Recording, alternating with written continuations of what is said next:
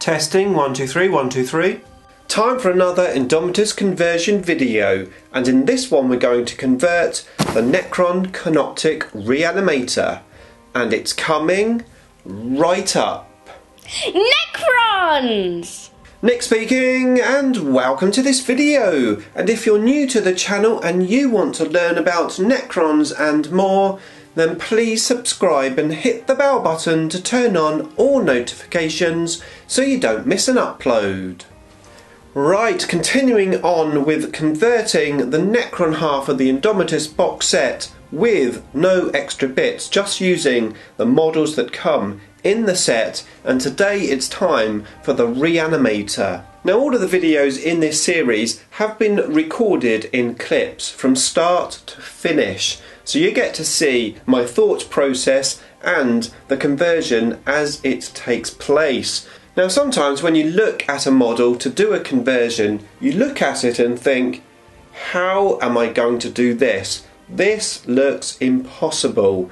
And to be fair, that was my view in this video, as you'll see. However, sometimes when you just have a go, well, you can be inspired. So hopefully my thoughts process here and what happens at the beginning to the end is going to inspire you when you look at your models to convert them. So without further ado, let's have a look at my conversion. Okay, so here is the Reanimator built just like the instruction books say, and it's time to build another one and try to convert it. Now, I was trying to get some inspiration for a conversion, and I remembered a picture I saw on the Warhammer community website where you had a little Reanimator in the background and what appears to be floating reanimators. I think that's what they are, but I'm not 100% sure.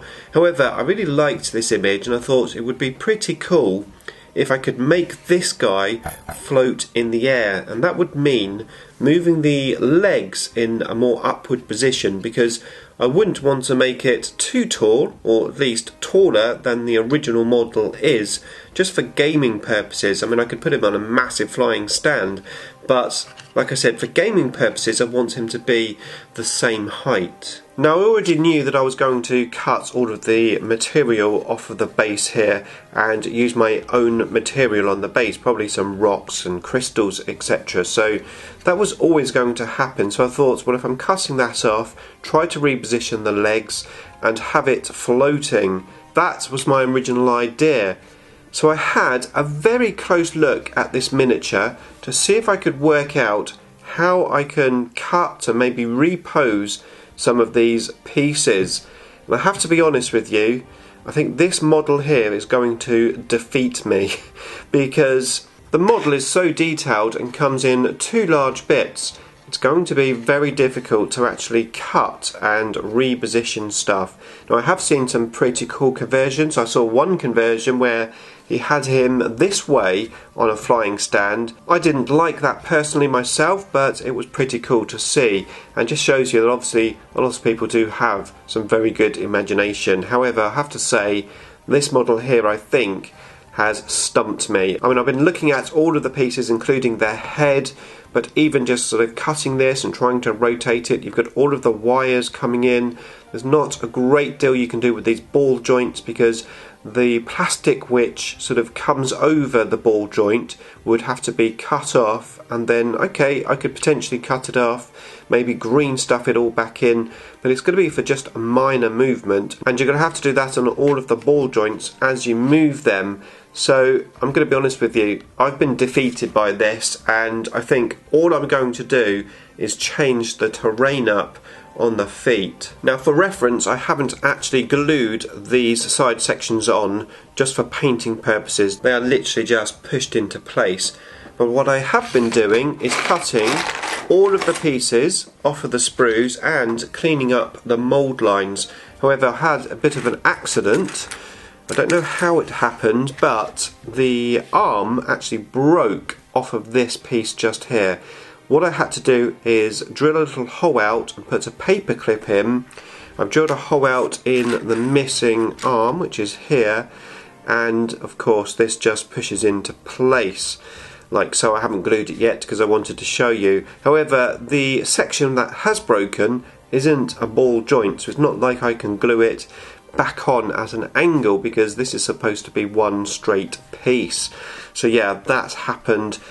I'm not quite sure how, but it just happened somehow when I was cleaning it up. Now, as I said, these are pretty big pieces, which of course is where it's all push fit together. However, I'm thinking we're going to get a dual kit for this, where you'll be able to build either the Doomstalker or the Reanimator, and when that happens, of course, it's not going to be push fit, it's going to be easier to convert them. So I'm thinking I might keep my conversion idea for the future when I get another kit, but for now just be satisfied with having this guy on a different base. So the first thing I need to do is cut off all of the basing material which is on the legs. Okay, so I've removed the terrain from the feet, and I'm feeling a lot more confident now regarding this miniature and converting it to make it look a little bit like, well, my vision. So yeah, after taking the terrain off of the feet, it left me with 2 feet in the air and 2 feet on the base. This one I've left the little stump on there, which obviously goes into the base, and on this one I left a little piece of the terrain to be glued to the base as well. And when those are glued into position, those are going to be, well, very solid. I mean, there's not going to be too much movement when they're glued into position, certainly enough to keep it nice and secure. So now I've got 2 legs in the air. I'm thinking, comparing it to the original, I've put a few more pieces of rock onto the original just to cover up that foot and make all 4 feet look different. And then I'm thinking, bearing in mind of course that's just blue tacked, then I'm thinking, well, I might actually have a go at doing this and just cut this leg off and re-angle it up, maybe fill it with some green stuff just to get the leg into a different position, because I think it's going to help with the pose. I've also come across something else which I think is going to help. Now, it's back to this leg where I had an issue with the leg breaking. When I went to glue the leg back on, I discovered that I could potentially just angle that slightly. It wouldn't look weird, the fact that it's not straight, but if I'd angled it to the side, when I say angled I mean twist, sorry, so I'll twist it to the side. And I thought if I did that with both of these little arms and actually had them angled in a different position, probably the way the model is looking, angled to the left, that might help change it up too. So I went into the one that wasn't broken and I cut it off, and I put a little pin in there ready to pin the foot. Now I'm not going to glue these on until I've got everything into position, so I can make sure that, you know, they look quite good. So I think my plan is to start gluing these pieces together so I can start to build up the body itself, ready to work on the legs. Okay, so I glued that middle section on, and the 2 side pieces are just pushed into place very gently. But I've just had another light bulb moment when it comes to these 2 arms, because these arms are not left and right arms, they're just arms. So that means as the arms have a different angle, I'm actually going to swap the left and right ones around, as well as rotating them slightly, which is really going to help with the pose. I've also decided I'm going to cut the 2 little wires which go into the head off. Going to remove them totally. Then I'm going to reduce the size of this little stump. I'm going to angle the head the opposite way round, so the heads will look different, the arms will look different, and the only thing really that I think I've got left to do is to cut this leg off here and angle it upwards, and I think that will really help with the pose. Now, to be fair, he still almost looks like he's walking rather than floating, so there is a possibility I might get a brass rod and actually put it through his body and actually raise him slightly more off the ground, maybe all 4 feet off of the ground. But I don't have a brass rod at the moment, so I'm not 100% sure if I'm going to do that or not. For now though, I'm very happy with what I've done, and of course this is just wobbling around because nothing is glued. It's going to be far more sturdier when everything's all glued together. Okay, let's get to work on this leg. Okay, so I've decided I'm going to cut this leg in 2 positions and rotate it round. I'm going to cut it at this ball joint here, allowing me to reposition it forward, and these little wires which are attached should bend slightly with it. If they don't, I'll just end up cutting them off, but I think they'll bend over. Re-glue it on, and I might have to put a little bit of green stuff to extend this little section over. And then I'm going to cut it off at this joint just down here, and then just angle it upwards slightly. So that's what I'm going to do. Now, if I put pressure on this, it's going to bend everything, so I'm going to use my usual trick. So I've placed it on a piece of blue tack on this little pot, and now when I cut it, I'm not going to be putting any pressure on any of the plastic.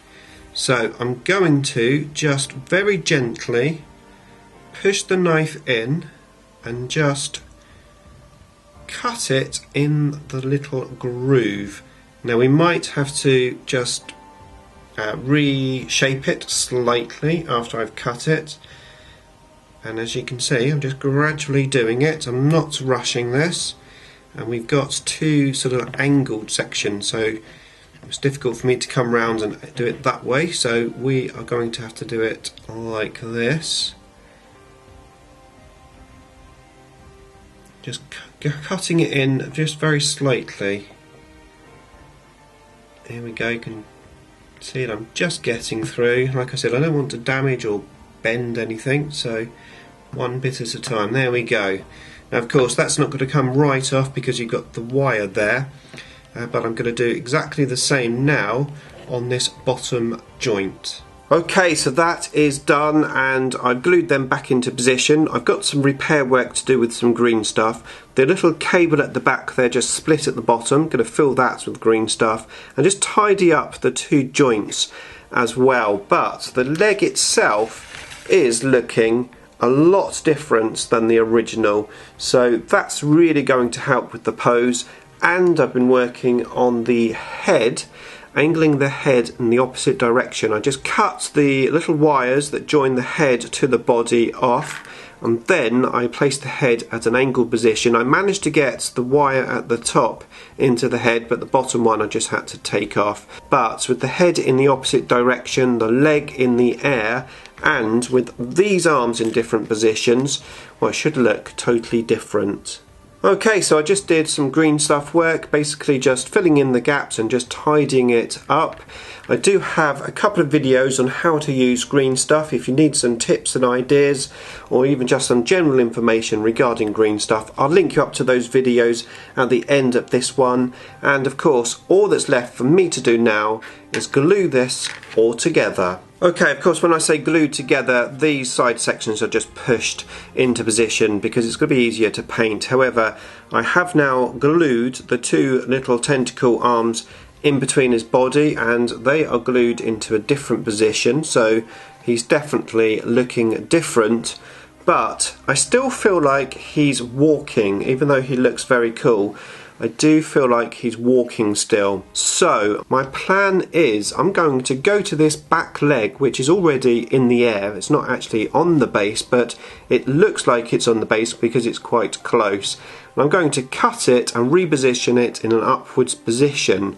In that way, the model is only going to be balancing on these 2 legs, and it's going to look, well, impossible to be walking that way. So I'm hoping with this leg in the up position, a little bit like that, hopefully it should stop the walking look and make it look like it's floating. Okay, so that is done. I cut it, moved it, filled it with green stuff. It's currently drying, and now I'm ready to put it all together. Okay, there you go, there he is, all finished. Now, to be fair, potentially he still doesn't look like he's floating, but I do have the option to do exactly the same with the 2 legs that are on the ground, clip them, bend them up, and maybe use a brass rod going up into the body. But I'm thinking I might do that if I get a 3rd one, so then I can have the original on its 4 legs, this conversion on 2 legs, and then the last one will be just literally floating in the air with all 4 legs positioned upwards. But I'm really happy with him, to be fair, because considering originally I basically gave up and said I don't think I can do anything apart from change the terrain. Well, I was able to do something, but I was only able to do it by basically having a go, because sometimes things seem to be impossible until you start to do them. So yeah, if you've got an idea, have a go. And here are the green stuff videos for you to check out. And if you haven't seen my other conversion videos from the Indomitus box set, then here's the playlist so you can watch them next. Beam me up!